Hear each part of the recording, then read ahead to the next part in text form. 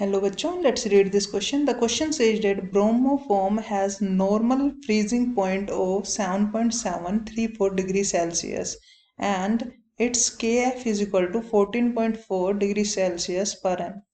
A solution of 2.60 gram of an unknown in 100 gram of bromoform freezes at 5.43 degrees Celsius.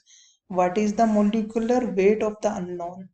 देखो इसके अंदर हो क्या रहा है हमारे जो फ्रीजिंग पॉइंट है पहले 7.7 था अब 5.43 हो गया। इसका मतलब फ्रीजिंग पॉइंट डिक्रीज हो गया, तो हम अप्लाई कर सकते हैं डिप्रेशन इन फ्रीजिंग पॉइंट। तो सबसे पहले डेल्टा टी एफ की वैल्यू निकाल देते हैं, जो कि कितनी हो जाएगी हमारी 7.734 माइनस हो जाएगा 5.43, तो यहाँ पे हमारे पास आ जाएगा 2.304। ठीक है, तो ये आ गई हमारी डेल्टा टी एफ की वैल्यू सबसे पहले। अब हम मोलैलिटी भी निकाल लेते हैं, एम। मोलैलिटी क्या होती है हमारी? Number of moles of solute divided by mass of solvent in KG. और सोल्यूट क्या होता है? Number of moles, mass divided by molar mass.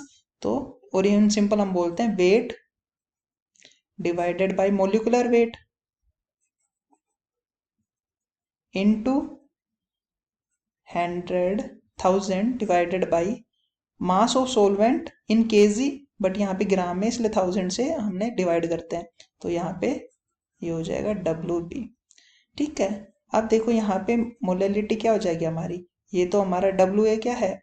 Wait है कितना? 2.60 into 1000 divided by molecular weight. तो हमें कैलकुलेट करना है, यही तो चीज़ हमें फाइंड करनी है। ठीक है, क्योंकि हमसे यही पूछा मोलिकुलर वेट। और मास ऑफ सोलवेंट क्या हो जाएगा? 100 ग्राम, जो कि हमें दे रखा है। तो यहाँ से हमारे पास मोलैलिटी आ जाएगी 2.60 डिवाइडेड बाई मोलिकुलर वेट।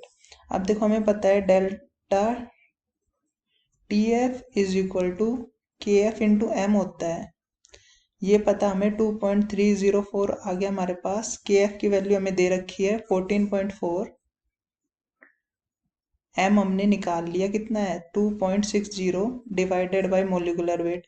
अब यहाँ से मोलिकुलर वेट कैलकुलेट करना है, कितना आ जाएगा हमारा 162.5 आ जाएगा हमारा। ठीक है, तो ये आ जाएगा हमारा ग्राम पर मोल में। इसको जब हम सोल्व करेंगे तो ये हमारा करेक्ट आंसर हो जाएगा। So B option over here is the correct one. So this is how you have to approach this question. I hope you understood it well. Best of luck.